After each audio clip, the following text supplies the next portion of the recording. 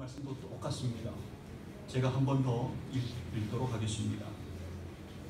우리는 속이는 자 같으나 참되고 무명한 자 같으나 유명한 자요 죽은 자 같으나 보라 우리는 살아있고 징계를 받는 자 같으나 죽임을 당하지 아니하고 근심하는 자 같으나 항상 기뻐하고 가난한 자 같으나 많은 사람을 부유하게 하고 아무것도 없는 자 같으나 모든 것을 가진 자로다.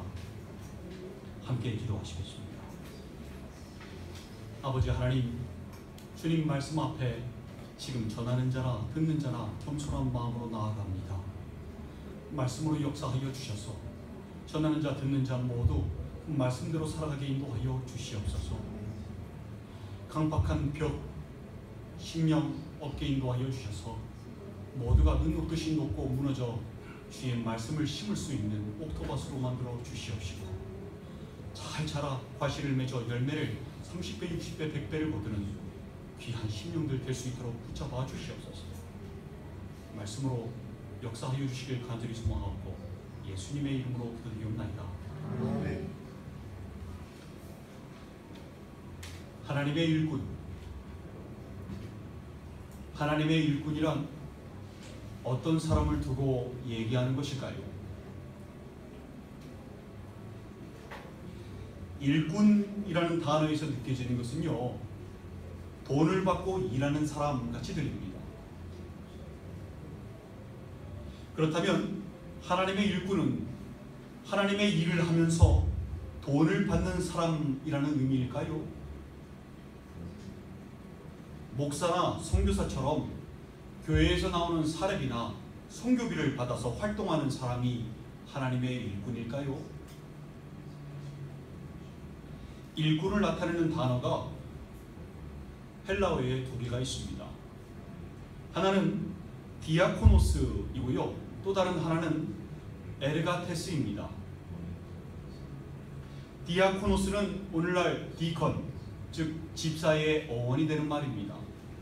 종이라는 뜻입니다. 즉 돈을 받고 일하는 사람이 아니라 자신의 소유가 없는 사람입니다. 그리고 자신의 생명조차도 누구에게 귀속됩니까? 주인에게 귀속된 사람입니다. 그리고 주인을 위해서 살아가는 사람, 이 사람이 바로 디아코노스입니다. 에르가테스는 돈을 받고 일하는 일꾼을 의미합니다. 그렇다면 하나님의 일꾼에서 쓰인 이 일꾼의 이 단어에 해당하는 것은 디아코노스일까요? 에르가테스일까요?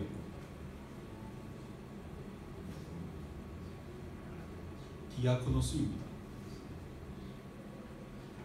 따라서 하나님의 일꾼이라는 신분은요, 하나님께서 자신의 주인이 되심을 믿고 자신을 위한 삶이 아니라 주인 되신 하나님을 위하여 살아가는 사람을 의미하는 것입니다. 그리스도인이 누구입니까? 여러분, 크리스찬이 누구입니까? 그리스도의 사람입니다. 인간의 몸으로 오신 하나님, 예수 그리스도를 인격적으로 만나 그 흘려주신 피값으로 자신을 사셨다는 것을 깨닫고 이제는 자기 자신을 위해서 사는 것이 아니라 주인 되신 예수 그리스도를 위하여 살아가는 사람, 이 사람을 줄여서 하는 말이 그리스도인입니다. 따라서 그리스도인이라고 불려지는 사람은요, 모두가 다 하나님의 일꾼입니다. 디아코노스입니다. 종입니다. 예수 믿는 사람이라면요, 모두가 다 하나님의 사람들입니다. 우리가 보통 주의 종 그러면은 목사나 선교사나 이렇게 거기에 국한을 시키지만 그러지 않습니다. 그리스도인이라면 다 주의 종들입니다. 예외가 없습니다. 여러분, 각 나라별로 군대마다 복무신조라는 게 있는 거 아십니까? 복무신조, 나라별로 다 있습니다. 그래서 그걸 사병에게 외우게 합니다.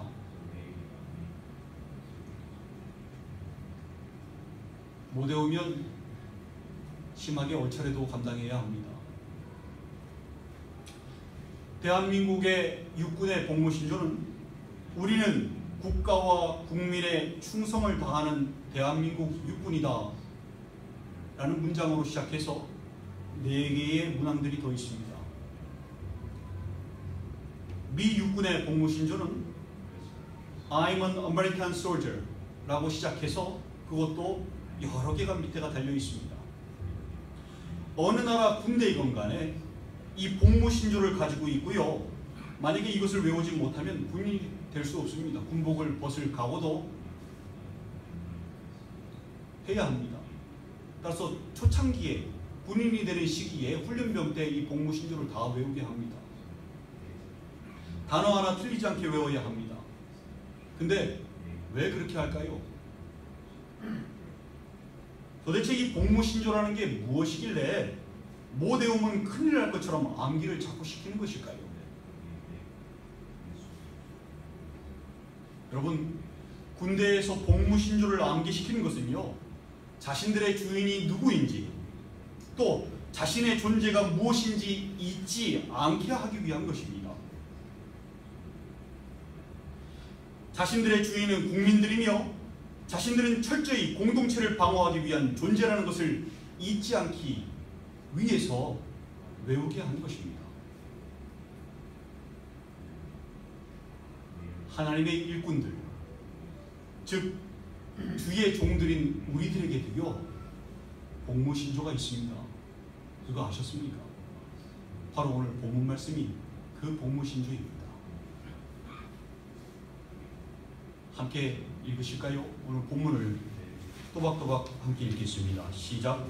우리는 속이는 자 같으나 참되고 무명한 자 같으나 유명한 자요 죽은 자 같으나 보라 우리가 살아있고 징계를 받은 자 같으나 죽임을 당하지 아니하고 근심하는 자 같으나 항상 기뻐하고 가난한 자 같으나 많은 사람을 부유하게 하고 아무것도 없는 자 같으나 모든 것을 가진 자로다. 고린도후서 6장은요 앞부분 전체가 하나님의 일꾼에 대한 말씀입니다. 하나님의 일꾼으로서의 삶이 거기에 기록되어 있습니다. 그리고 오늘 본문에서는요 하나님의 일꾼으로서의 결의문이 나와 있습니다. 이 결의문이 바로 복무신조의 다른 말입니다. 우리는요 오늘 본문 말씀을 외우고 토시 하나 틀리지 않게 외우고 또 외워야 합니다. 자꾸 읊조려야 합니다. 왜 그렇습니까? 어떠한 상황에서도 우리의 주인이 누구인지 우리가 어떠한 존재인지 알기 위하여 하나님의 일꾼으로서 이 복무신조를 암송해야 하기 때문에 그렇습니다. 하나씩 살펴보겠습니다. 우리는 속이는 자 같으나 참되고 이게 무슨 말일까요? 왜 우리가 속이는 자 같습니까? 여러분 이거는요 세상이 우리를 보는 시각을 얘기하는 것입니다. 세상이 우리를 보는 시각이 바로 속이는 자입니다. 세상의 철학, 과학 같은 세상의 지혜로 보는 관점에서는요 우리가 전하는 이 십자가의 도는요 얼마나 미련한 것인지 모릅니다.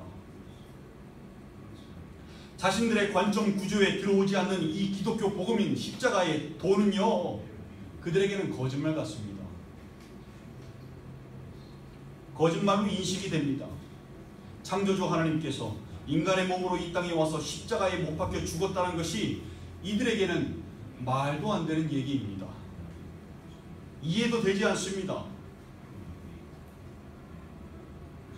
거짓말로 들립니다.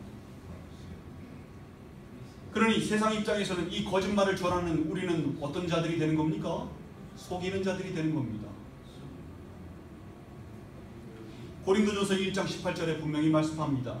십자가의 도가 멸망하는 자들에게는 미련한 것이요 구원을 받는 우리에게는 하나님의 능력이라.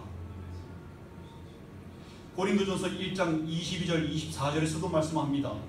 유대인은 표적을 구하고 헬라인은 지혜를 찾으나 우리는 십자가에 못 박힌 그리스도를 전하니 유대인에게는 꺼리끼는 것이요 이방인에게는 미련한 것이로되 오직 부르심을 받은 자들에게는 유대인이나 헬라인이나 그리스도는 하나님의 능력이요 하나님의 지혜니라.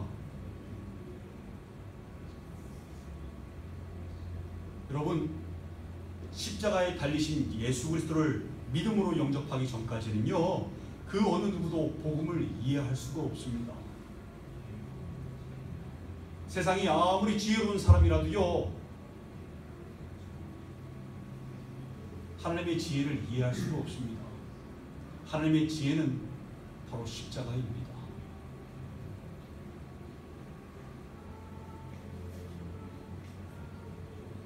미련한 십자가의 도일 뿐입니다. 여러분, 그러나 우리 믿음의 사람들에게는 어떻습니까? 진짜 믿음을 맛보고 진짜 만족이 뭔지 알고 진짜 형통이 뭔 줄 아는 사람, 임마누엘의 하나님을 맛보고 있는 사람들은 뭡니까? 이 십자가는요, 하나님의 능력입니다. 그리스도는 하나님의 지혜입니다. 능력입니다. 힘입니다. 진리 되신 길과 진리 되신 예수님이 우리 안에 거하시면요, 세상 사람들에게는 그것이 속이는 자로 보일지 몰라도 우리에게는 참이 되는 것입니다. 진리가 되는 것입니다.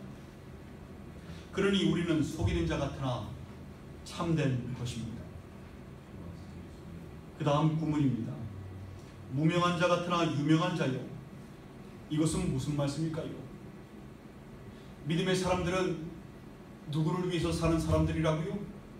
자신을 위해서 사는 사람들이 아니라 주인 되신 주님을 위해서 사는 사람들입니다. 자신의 이름을 알리며 높이기 위해서 사는 사람들이 아니라 주님의 이름을 높이기 위하여 사는 사람들이라는 것입니다. 그러니 세상의 입장에서 보는 우리들은 이름 없이 빛도 없이 살아가는 무명한 존재들인 것입니다.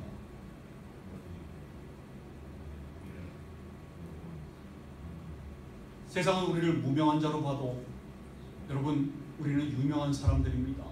어디에서요? 영원한 시간 속인 하늘에서 우리는 유명한 사람입니다. 주님 보좌 앞에는 두 권의 책이 있다고 했습니다. 여러분 기억하십니까? 하나는 구원받은 사람을 기록한 생명책이고요, 또 하나는 그들의 행적을 기록한 기념책입니다. 누가복음 10장 20절 말씀을 보면 파송받았던 제자들이 돌아와 예수님께 자신들이 귀신을 쫓아내었다고 얘기할 때 예수님께서 이렇게 말씀하시죠. 귀신들이 너희에게 항복하는 것으로 기뻐하지 말고 너희 이름이 하늘에 기록된 것으로 기뻐하라 라고 말씀합니다. 요한계시록 13장 8절에서는 죽임을 당한 어린 양의 생명책에 장세 이후로 이름이 기록되지 못하고 이 땅에 사는 자들은 다 그 짐승에게 경배하리라 라고 말씀하셨습니다. 주님의 생명책의 존재를 말씀하고 있습니다. 요한계시록 20장 15절에도요, 누구든지 생명책에 기록되지 못한 자는 불못에 던져지리라 라고 말씀하고 있습니다. 또 기념책에 대한 기록은 말라기서 3장 16절을 보면 나와 있습니다. 그때에 여호와를 경외하는 자들이 피차에 말하매 여호와께서 그것을 분명히 들으시고 여호와를 경외하는 자와 그 이름을 존중히 여기는 자를 위하여 여호와 앞에 있는 기념책에 기록하였느니라 라고 말씀합니다. 주님을 위해서 살고 그 이름을 존중히 여기는 자들은요, 이 영원히 남는 기념책에 기록되는 것입니다. 잠깐 왔다가 가는 이 세상에서는 무명한 자일지 모르나 그러나 하늘에서는 유명한 사람들입니다.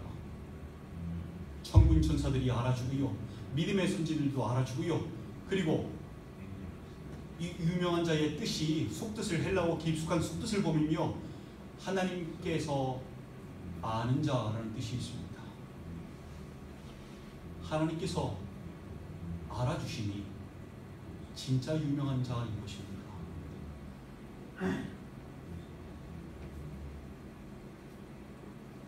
그래서 우리는 무명한 자 같으나 유명한 자들인 것입니다. 그 다음 구문입니다. 죽은 자 같으나 보라 우리가 살아있고. 세상은요, 무명한 자들을 죽은 자들로 봅니다. 제대로 세상적으로 성공하지 못한 사람들을 죽은 자들로 간주합니다. 보잘것없는 사람들로 간주합니다.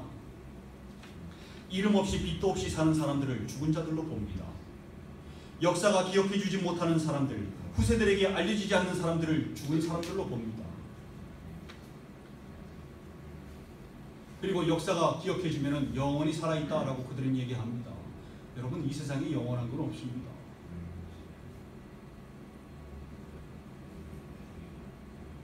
요한일서 5장 12절 말씀에요, 이렇게 말씀합니다. 아들이 있는 자에게는 생명이 있고 하나님의 아들이 없는 자에게는 생명이 없느니라. 여러분, 누가 진짜 살아있는 자입니까? 예수님을 영접하는 자가 진짜 살아있는 자인 것입니다. 그 안에 영원한 생명이 거하기 때문에 그렇습니다. 요한복음 11장 25절 26절 말씀에 예수께서 이르시되 나는 부활이요 생명이니 나를 믿는 자는 죽어도 살겠고 무릇 살아서 나를 믿는 자는 영원히 죽지 아니하리니 이것을 네가 믿느냐? 라고 말씀하셨습니다. 이 땅에서의 죽음도요 진짜 죽음이 아닙니다. 이 땅에서의 생명도요 진짜 생명이 아닙니다. 주님께서 그 안에 거하시느냐 거하지 아니하시느냐에 따라서 생명의 존재 여부가 결정되는 것입니다. 세상에는 살아있다고 하나 실제적으로 죽어있는 사람들이 너무나도 많이 있습니다. 믿음의 사람들이라고 얘기하나 실제적으로는 주님과 생명 되신 주님으로부터 멀리 떨어져서 생명으로부터 멀어져 있는 사람들이 되어 있는 사람들이 너무나 많이 있습니다. 에베소서 4장 17절에서 18절 말씀에 이렇게 말씀합니다. 그러므로 내가 이것을 말하며 주 안에서 증언하노니 이제부터 너희는 이방인이 그 마음에 허망한 것으로 행함같이 행하지 말라. 그들의 총명이 어두워지고 그들 가운데 있는 무지함과 그들의 마음이 굳어짐으로 말미암아 하나님의 생명에서 떠나 있도다 라고 말씀합니다. 하나님의 생명에서 떠나 있는 사람들, 즉 하나님이 거하시지 않는 상태에 있는 사람들, 이 사람들이 진짜 죽은 사람들인 것입니다. 우리 믿음의 사람들은요 세상 사람들이 알아봐 주지 않더라도 영원한 생명을 가지고 있는 사람들입니다. 죽어도 살겠고 무릇 살아서 나를 믿는 자는 영원히 죽지 아니하리니 주님께서 허언하시는 분이 아니십니다. 주님의 약속이 확실한 약속이 있습니다. 그 다음 구문입니다. 징계를 받는 자 같으나 죽임을 당하지 아니하고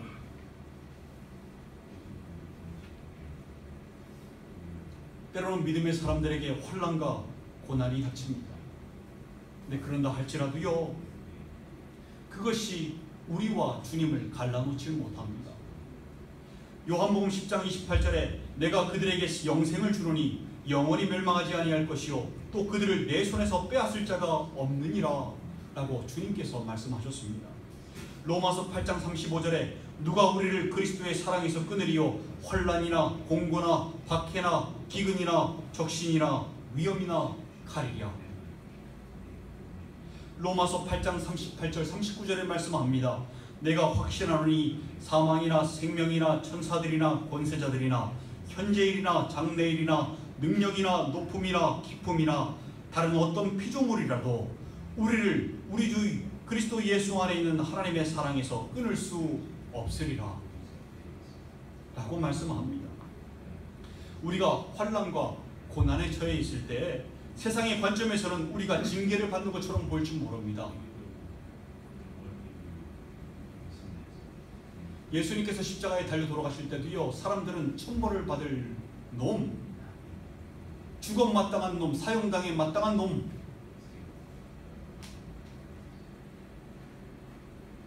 징계를 받아 마치 사형을 당하는 것처럼 그들은 예수님을 취급했습니다.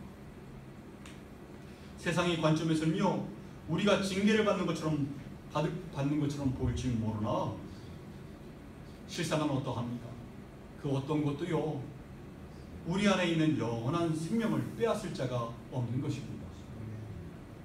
하나님의 사랑이요 우리를 강권하시는 것입니다. 그래서 우리가 능히 어떠한 시련도요 감당해낼 수 있는 것입니다. 왜 진짜 믿음의 사람들이 세상이 감당하지 못하는 믿음의 사람들입니까? 어떻게 해도 안 되거든요. 목에 칼을 들이대고 총을 들이대고 고문을 가해도 믿음을 포기하지 않거든요. 어떤 게 사는 길인지 알고 있거든요. 그러니 위협이 먹히지 않는 겁니다. 어떠한 시련도 능히 감당해낼 수 있는 것입니다. 그 다음 구문입니다. 근심하는 자 같으나 항상 기뻐하고. 세상의 관점에서는요, 우리는 참 근심이 많은 자들입니다. 걸핏하면 눈물을 흘리고 기도합니다. 걸핏하면 다른 사람의 근심도 같이 껴안아서 눈물로 같이 기도합니다. 근심을 사소하는 사람들처럼 보입니다. 하지만 우리는 어떠한 사람들입니까? 눈물로 뿌리고 기쁨으로 거두는 사람들입니다. 시편 126편 5절 6절에 눈물을 흘리며 씨를 뿌리는 자는 기쁨으로 거두리로다. 울며 씨를 뿌리러 나가는 자는 반드시 기쁨으로 그 곡식단을 가지고 돌아오리로다 라고 하시는 말씀처럼요, 눈물로 기도하고 눈물로 심었을 때 진정한 기쁨과 평안으로 거두게 하시는 신앙의 원리를 우리는 잘 알고 있습니다. 그러니 눈물을 흘려도 항상 기뻐할 수 있는 것입니다. 세상의 관점에서는 근심하는 자 같으나 우리는 항상 기뻐하는 자가 되는 것입니다. 그 다음 구문입니다. 가난한 자 같으나 많은 사람을 부유하게 하고 아무것도 없는 자 같으나 모든 것을 가진 자로다. 여러분, 세상의 기준으로 봤을 때 가난하고 부유하고 요 가르는 기준이 뭡니까? 뭐가 있으면 부유하고 뭐가 없으면 가난한 겁니까? 돈이지요. 돈이 있고 없고에 따라서 부유함이 있다 없다를 판단합니다. 하지만 우리 믿음의 사람들의 기준은 어떻습니까? 전혀 다릅니다. 지난주일 진정한 형통이 무엇인지에 대해서 말씀을 나누었습니다. 무엇이 진짜 형통, 진정한 형통이었습니까? 주님께서 함께하여 주시는 것. 하나님이 우리와 함께 하신다라고 하는 그 임마누엘이 진정한 형통이라고 하였습니다. 환난이 닥쳐도, 고난이 있어도, 사자굴에 들어가도, 풀무불에 들어간다 할지라도 그 안에 주님께서 함께하여 주시는 것입니다. 그러니 고난을 당하고 환난을 당해도요, 진정한 형통을 맛보며 살아가는 사람들인 것입니다. 그러니까 세상 기준하고는 전혀 틀립니다.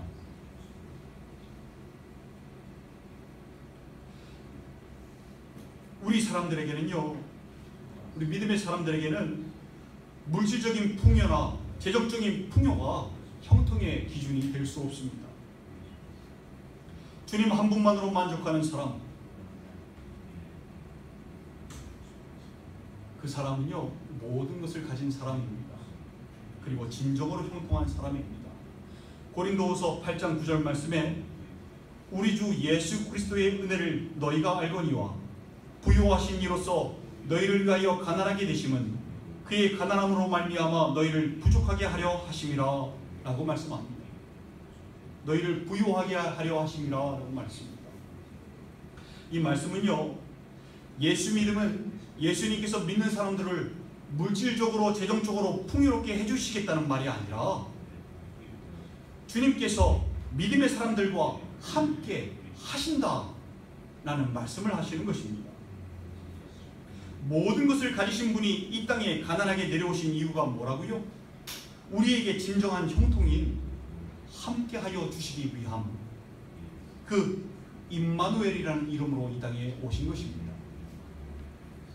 로마서 8장 32절에 자기 아들을 아끼지 아니하시고 우리 모든 사람을 위하여 내어주시니가 어찌 그 아들과 함께 모든 것을 우리에게 주시지 아니하겠느냐 라고 말씀하셨습니다.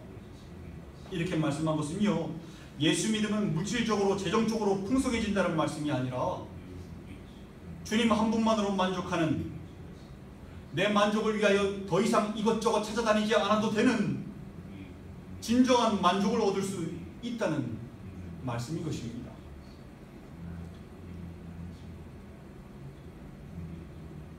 가난한 자 같으나 많은 사람을 부유하게 하고 라고 하였습니다. 주님께서 우리를 성령 안에서 부요하게 하셨듯이 우리도요, 십자가의 도를 전하는 우리도요, 예수님을 전하는 우리도요, 다른 사람을 부요하게 해주는 사람들입니다. 재정적으로 물질적으로 풍요롭게 해주는 게 아니라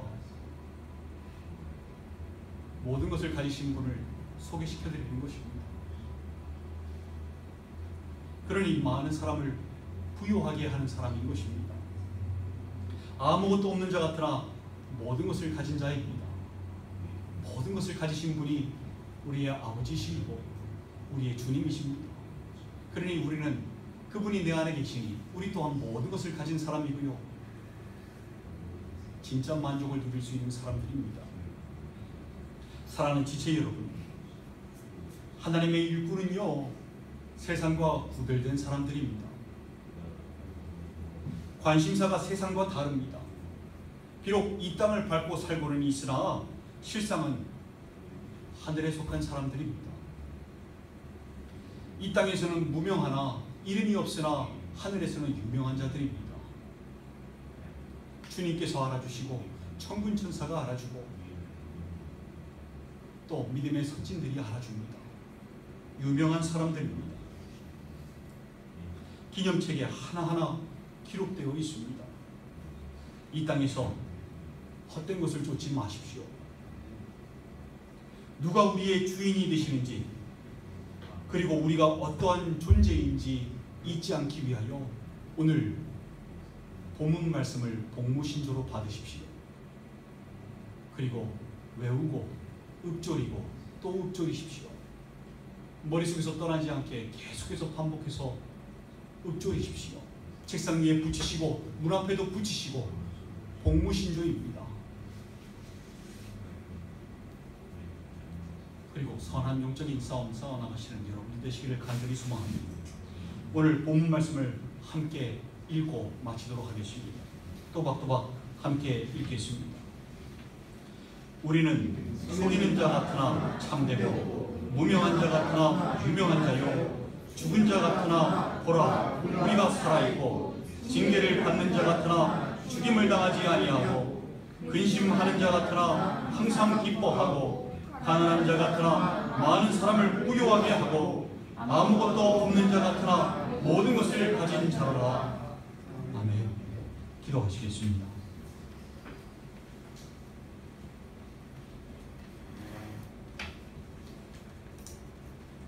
여러분, 군인들처럼 오늘 본문 말씀을 복무신조로 받을 준비가 되어 계십니까? 자신이 어떠한 신분인지, 나의 주인이 누구인지 여러분 잊지 않기 위하여 이 말씀을 자꾸 읊조려야 합니다. 떠올리고 또 떠올려야 합니다.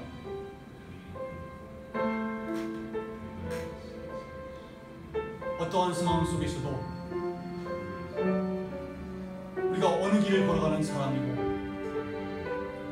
누구의 종인지 어떠한 일을 하는 사람인지 가슴 벅차오르는 마음으로